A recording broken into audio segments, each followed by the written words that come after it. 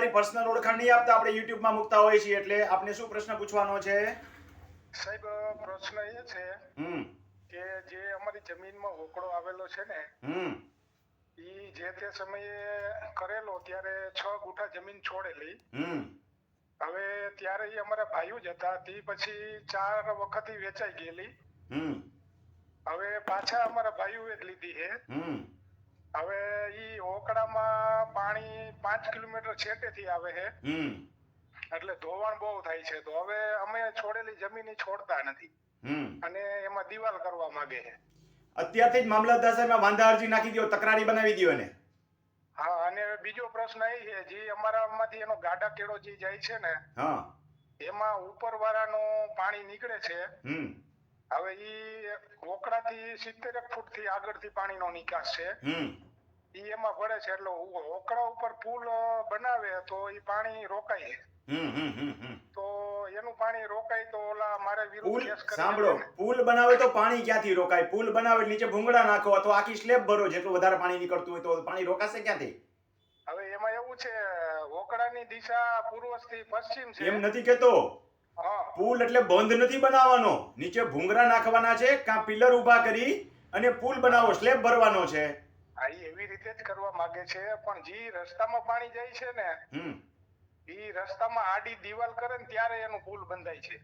ઈ દિવાલ નહીં કરવા દેવાની, ઇઝમેન્ટ રાઈટના ભંગ થાય. એના માટે બે વસ્તુ હું તમને કહું, ધ્યાન દોરું. એક, મામલતદાર સાહેબમાં તકરારી નાખી દો, એક વાંધા અરજી નાખીને. બીજા નંબરની અંદર એક સાદી અરજી લખીને પોલીસ સ્ટેશને જમા કરાવી દો કે આ રીતે અમને ધાક ધમકી આપે છે, પરાણે દિવાલ ઊભી કરે છે, અમારી ઇઝમેન્ટ રાઈટ રોકાય છે, ગાળાગાળી કરે છે વગેરે. બરોબર છે? ઈ લસેને ઇન્વર્ટ કરાવી દઈ દેજો, ફરિયાદ નહીં લે. સાહેબ એમાં સંબંધ સારા હે, એને મેં સમજાવ્યો પણ માનતો નથી. કીધું માપણી કરીને આપણે સેટો નક્કી કરી લઈ તો નથી માનતો. જો સંબંધ સારા છે તો સંબંધની રૂએ થાય, સંબંધથી નથી કામ કરવું તો બે વિકલ્પ, કાં આપણે ભોગવવાનું અને કાં કાયદાકીય ઈલાજ થતો હોય કરવાનું. ત્રીજું તો શું થઈ શકશે? જો સંબંધ બચાવવા જાય તો જમીન છોડવી જોઈએ. હા, અને જમીન લેવા જાય તો સંબંધ જાય, એવું હે. એકવાર રિક્વેસ્ટ કરજો ને, આ મારો ફોન હારા સંબંધ હોય તો આ ફોન સંભળાવજો YouTube માં મૂકું ત્યારે.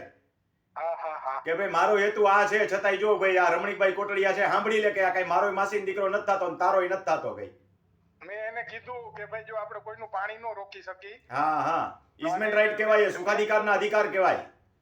અને મેં કીધું 6 ગુઠાને બદલે તું 3 ગુઠા છોડ, મારે નથી જોતી કીધું. બરોબર છે, કારણ કે હોકળાની ઓલા બાજુ તો હું કઈ વાવેતર કરવા. પણ આમાં છે ને ભૂલ આપણા વડવાઓની છે. અગાઉ તમારી જમીન હતી, તમે હોકળાના પાણીથી છોડેલી હતી, પણ એને કે લખાણમાં લીધેલી નથી. એને રેવન્યુ રેકર્ડમાં ચડાવડાવી દેવી જોઈએ. સમજ્યા? 7 નંબરમાં બોલતું હોય ને તો અત્યારે આ પ્રશ્ન ન ઉભો થાય. પણ આવું બધું તેજી થયું એમ નહીં. આજે હજી ખેડૂતો જાગૃત નથી, આજે લખાવતા નથી શીખતા કે ભાઈ 7 નંબરમાં તમે અન્ય હકોમાં ઈચ્છા પડે એવી વસ્તુ સહમતિથી લખાવી શકો. ઈચ્છા પડે એવી વસ્તુ લખાવી શકાય સહમતિથી. જેમ કૂવો, બોર, રસ્તો આ બધું લખાવીએ છીએ, પાણીનો નિકાલ એ લખાવી દેવાય. સહમતિ થાય ને સમજૂતી કરીને લખાવી દેવાય. બરોબર છે. એટલે પછી જિંદગીમાં આપણા છોકરાઓને કોઈને નડે નહીં. પણ હજી ખેડૂતોમાં આટલી જાગૃતિ હજી આવી નથી. જૂની તો છોડી દો. ભલે ભાઈ, જવાબ મળી ગયો ને? ભલે આવજો ભાઈ. અને YouTube માં એને ખાસ આ સંભળાવજો. ઘણા બધા વ્યક્તિઓ YouTube માં આવું સાંભળી એને સુધરી પણ જાય છે, એના પ્રશ્નો હલ થઈ જાય છે. આવા કેટલાય મને ફીડબેક પણ આવે છે કે સાહેબ એક બીજો કેસ હતો, અઘરી વ્યક્તિઓ હતી સામેવાળી બધી. એને મને કીધું, આપણે કોઈ જ્ઞાતિ ધર્મનો ઉલ્લેખ નથી કરતા, પણ એને કીધું કે સાહેબ અમારામાં આમાં કાપા કાપી થઈ જાય કે, પણ તમે આ કેસ મૂક્યો તો મારા ભાઈના દીકરાઓએ સાંભળ્યો તેને મારા ભાઈઓને જઈને સંભળાવી દીધો કે, તો એનો ઉકેલ આવી ગયો. કારણ કે હું તો પ્રમાણિકતાથી નીતિમત્તાથી તમને જવાબ આપું છું. કોઈ એક પક્ષી જવાબ તો આપતો નથી. તો બને કે સામેવાળો માણસ સાંભળી લે. છોડેલું છે નીતિમત્તાથી ને જેને ગઈ છે પણ નથી માનતા, હું કરું? કાઈ વાંધો નહીં, રસ્તો થઈ રહેશે. આ ફોન શક્ય હોય તો તમને સંભળાવજો. ના સંભળાવ.